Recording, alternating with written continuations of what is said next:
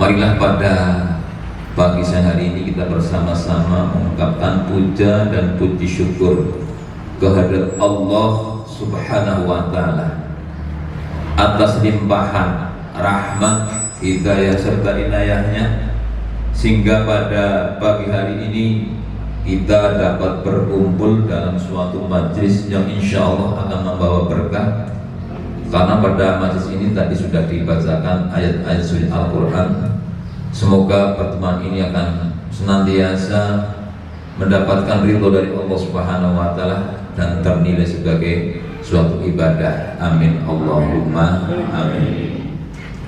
Salawat serta salam semoga tetap terlimpah curahkan pada baginda Rasulullah Muhammad sallallahu alaihi wasallam yang telah membawa syariat Islam kepada kita, dan kita alhamdulillah diridhoi oleh Allah, diizinkan oleh Allah dengan diberi umur, dengan diberi kesehatan, dengan diberi kesempatan untuk taat dan taat pada Allah, yaitu mengikuti syariat Islam.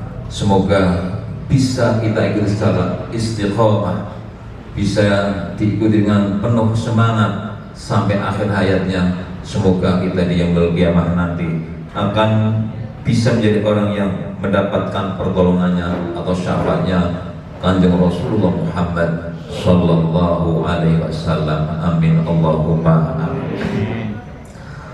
Pada para sholah, ketua komite dan seluruh rekan-rekan guru yang saya hormati sekaligus yang dimuliakan oleh Allah Subhanahu wa Ta'ala, kita dan pada saat ini masih dalam kondisi Syawal atau istilahnya hari fitrah, hari kemenangan. Maka tidak ada salahnya kami sebagai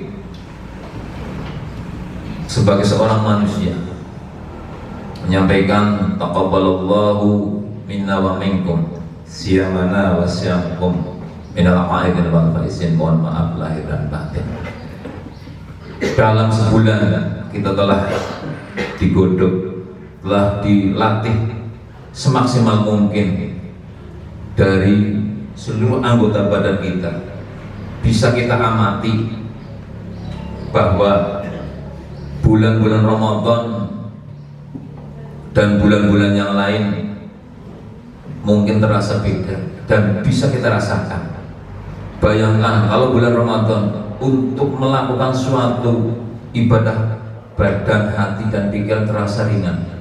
Dan bisa juga kita amati di masyarakat sekitar kita.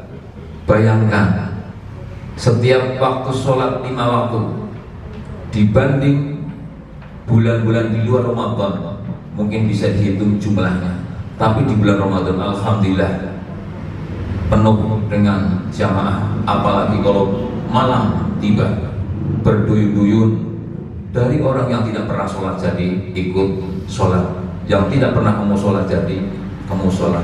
Alhamdulillah, karena Ramadan itulah karena bulan rahmatnya Allah Subhanahu wa Ta'ala. Semoga di bulan Ramadan yang telah dididik, digodok di bulan Syawal ini akan meningkat. Karena salah satu tanda puasanya diterima adalah bila mana Ramadan terlepas, kita ada peningkatan dari segala-galanya, terutama peningkatan dalam beribadah dan juga peningkatan dalam bekerja. Kita sebagai seorang guru tentunya akan meningkat, tidak melokro masa bodoh dan sebagainya, tapi benar-benar punya semangat walaupun pada masa pandemi ini. Semoga putra putri kita senantiasa bisa mengenyam ilmu yang kita berikan walaupun melalui daring dan sebagainya. Amin Allahumma amin. Itulah bulan Syawal. Jadi ada peningkatan. Jangan sampai di bulan Syawal ini ngelokro lagi. Astagfirullahaladzim. Kita sudah diberi ampunan, oleh Allah Subhanahu wa Ta'ala. Kalau di bulan Ramadan itu ada 3 bagian. Yang pertama rahmah. 10 hari yang pertama adalah rahmah. sehingga semua orang itu punya jiwa semangat untuk beribadah. Kemudian setelah lulus 10 hari, yaitu 10 hari yang adalah ampunan Allah. Allah akan berikan ampunan kepada kita semuanya, sehingga kita sebagai manusia tentunya merasa bahwa jiwa kita adalah jiwa yang lemah, yang tidak bisa apa-apa kecuali dengan kehendak Allah Subhanahu wa Ta'ala. Maka dari itu kita harus senantiasa, dan saya pribadi mengajak kepada kita semuanya sebagai seorang muslim untuk senantiasa banyak mengingat Allah, ditingkatkan. Yang dulunya tidak pernah sholat jamaah jadi sholat jamaah, yang mungkin tidak pernah jadi pernah, yang sudah kadang-kadang jadi rutin. Itu berarti ada peningkatan.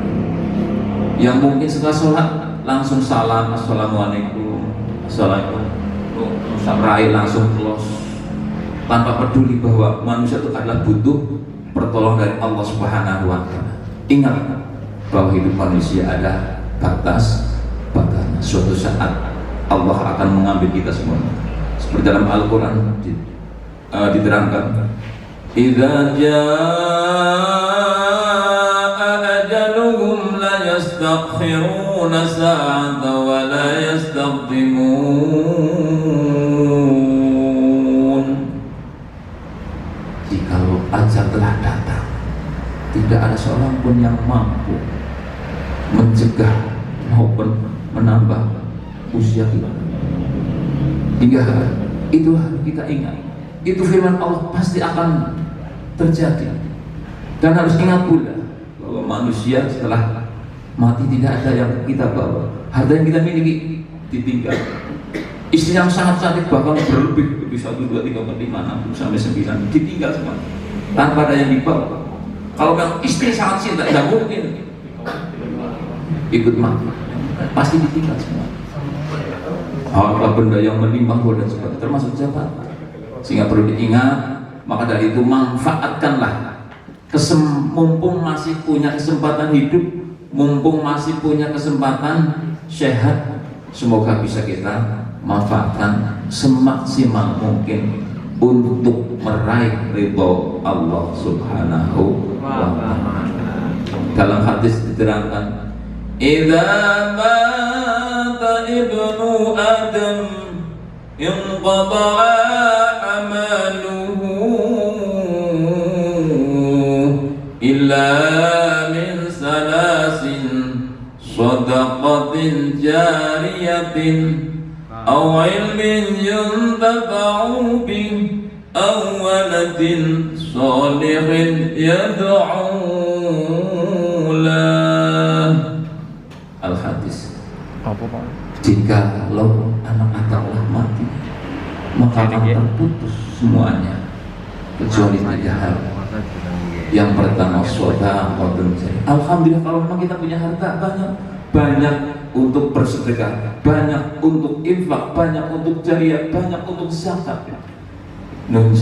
Masalah zakat adalah wajib, sehingga hasil jerih payah kita dihitung di akhir tahun. Keluarkan hak-hak orang lain sehingga harta yang kita hasilkan akan ternilai halal oleh Allah Subhanahu wa Ta'ala. Tidak banyak, hanya 2,5%. Kalau 1 juta hanya 25.000 rupiah. 25.000 rupiah.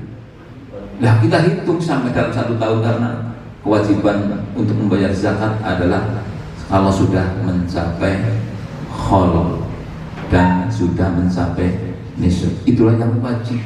Walaupun banyak sodok jariah dan sebagainya, tapi wajibnya belum, berarti kita punya hutang, berarti kita berdosa. Karena itu merupakan suatu serangkaian daripada rukun Islam yang 5 itu: syahadat, sholat, zakat, puasa, haji. Kalau masalah haji, kalau memang belum punya, ya kita niati saja, kita kumpulkan. Semoga di suatu saat kita bisa daftarkan diri kita, walaupun sampai nanti ternyata tidak bisa berangkat karena antriannya sangat panjang sampai 28 tahun. Daftar sekarang, 28 tahun yang akan datang baru berangkat. Maka dari itu yang mungkin punya rezeki, sisihkan untuk berniat menunaikan ibadah haji. Semoga Allah Ta'ala akan meridhoi, memudahkan segala pintu rezeki kita untuk ibadah kepada Allah, karena harta yang kita miliki adalah sebagai suatu sarana untuk menggapai ridho Allah Subhanahu wa Ta'ala.